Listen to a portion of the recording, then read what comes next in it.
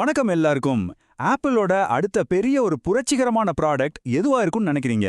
நிறைய பேர் சொல்றது ஆக்மெண்டட் ரியாலிட்டி கிளாஸஸ் தான். ஸோ இந்த ஆப்பிள் கிளாஸ் பத்தின வதந்திகள், அப்புறம் அதுல எவ்வளோ உண்மை இருக்குங்கிறத பத்தி தான் நாம இப்போ பார்க்க போறோம். ரொம்ப முக்கியமான கேள்வி இதுதான். ஒருவேளை 2026ல ஆப்பிள் கிட்ட இருந்து ஒரு புத்தம் புதிய ஏஆர் கிளாஸை நம்ம எதிர்பார்க்கலாமா? டெக் உலகத்துல இப்போ இதுதான் ஹாட் டாபிக். ஆனா ஒரு விஷயம், இந்த ஏஆர் ரேஸ்ல ஆப்பிள் மட்டும் தனியா இல்ல. அவங்க களத்துல இறங்கறதுக்கு முன்னாடி போட்டி எப்படி இருக்குன்னு பாத்திரலாம்.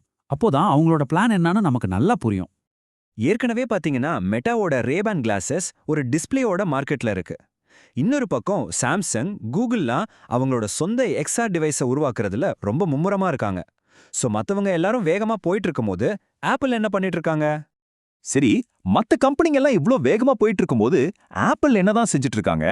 வாங்க அவங்களோட இன்டர்னல் பிளான்ஸ் என்னன்னு பார்க்கலாம். இது எவ்ளோ பெரிய ப்ராஜெக்ட்னா அப்பதான் புரியும். ஆப்பிள் இந்த ஏஆர் கிளாஸ் திட்டத்தை எவ்வளோ சீரியஸாக எடுத்திருக்காங்கன்னா, இது இப்போ அவங்களோட டாப் ப்ரையாரிட்டி ப்ராஜெக்ட்ஸ்ல ஒன்று. சொல்லப்போனா விஷன் ப்ரோ ஹெட்செட்ல வேலை செஞ்ச பல முக்கியமான இன்ஜினியர்ஸை கூட இந்த கிளாஸ் ப்ராஜெக்ட்டுக்கு மாத்திருக்காங்க. ஆனா இந்த கிளாஸ் எப்போ ரிலீஸ் ஆகுங்கிறத தீர்மானிக்க போறது ஒரே ஒரு முக்கியமான விஷயம்தான்.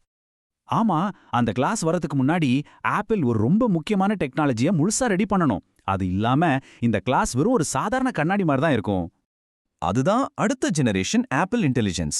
இது நாம இப்போ பார்க்குற சிம்பிளான ஏஐ கிடையாது. சிரி வெறும் கமாண்ட்ஸ்க்கு பதில் சொல்றதை விட்டுட்டு நிஜமான ஒரு பர்சனல் அசிஸ்டண்டா மாறணும். அதுதான் இந்த கண்ணாடியோட முறையா செயல்பட போகுது. இந்த டைம்லைன் பாத்தீங்கன்னா உங்களுக்கு ஒரு விஷயம் நல்லா புரியும். அதாவது சாஃப்ட்வேருக்கும் ஹார்ட்வேருக்கும் இருக்கிற கனெக்ஷன். 2026ல அந்த பவர்ஃபுல்லான ஏஐ சாஃப்ட்வேர் ரெடியானாதான் அதை யூஸ் பண்ற இந்த கிளாஸை 2027ல அவங்களால ரிலீஸ் பண்ண முடியும். ஏன்னா முதல்ல மூளை ரெடி ஆகணும், அதுக்கப்புறம் தான் உடம்பு. ஓகே, ஒருவேளை இந்த கிளாஸ் வந்தா அது எப்படி இருக்கும்?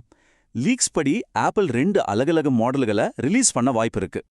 ஆமாங்க, 2 விதமான கிளாஸ் வரலாம். முதல் மாடல் மெட்டாவோட ரேபேண்ட் மாதிரி எந்த டிஸ்பிளேயும் இல்லாம ஆடியோ அப்புறம் சிரி வாய்ஸ் கண்ட்ரோல் மட்டும் வச்சு ஒரு ஸ்மார்ட் கிளாஸா இருக்கும். ஆனா இரண்டாவது மாடல் தான் உண்மையான ஏஆர் கிளாஸ்.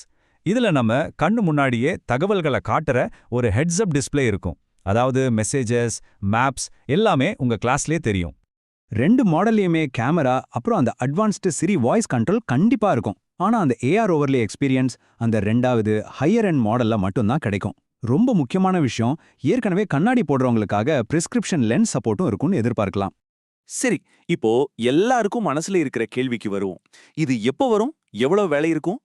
ஆப்பிளோட வழக்கமான ஸ்டைல பார்த்தோம்னா 2026ல ஒரு அனௌன்ஸ்மெண்ட் வரலாம். அதுக்கப்புறம் ஆப்ஸ் உருவாக்குறதுக்காக டெவலப்பர்ஸ்க்கு ஒரு 6 மாசம் இல்ல அதுக்கு மேல டைம் கொடுத்துட்டு 2027 ஆரம்பத்துல பப்ளிக் சேல்ஸ்க்கு வரலாம்.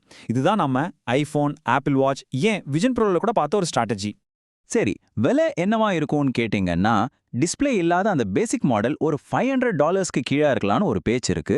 அதே சமயம் அந்த உண்மையான ஏஆர் எக்ஸ்பீரியன்ஸ் கொடுக்குற மாடல் கிட்டத்தட்ட $700 இருக்கலாம். யோசிச்சு பாருங்க, ஆப்பிள் வாட்ச் அல்ட்ராவே கிட்டத்தட்ட $800. ஸோ அந்த விலைக்கு பக்கத்துல ஒரு பிரீமியம் ப்ராடக்டா இதை கொண்டு வரது ரொம்பவே லாஜிக்கலா தெரியுது. சரி, இவ்ளோ விஷயங்கள் பார்த்தாச்சு. இப்போ உங்ககிட்ட ஒரு முக்கியமான கேள்வி கேட்கணும். ஸோ இந்த மாதிரி ஒரு அட்வான்ஸ்டு ஏஐல இயங்குற நம்ம டெய்லி லைஃப்க்கு யூஸ் ஆகிற ஒரு ஏஆர் கிளாஸை ஆப்பிள் கொண்டு வந்தா நீங்க அதை வாங்குவீங்களா? இது டெக்னாலஜியோட நம்ம பழகுற விதத்தையே மாத்துமா? யோசிச்சு பாருங்க. இது மாதிரி இன்னும் பல டெக் அப்டேட்ஸ்க்கு நம்மளோட இணைந்திருங்கள்.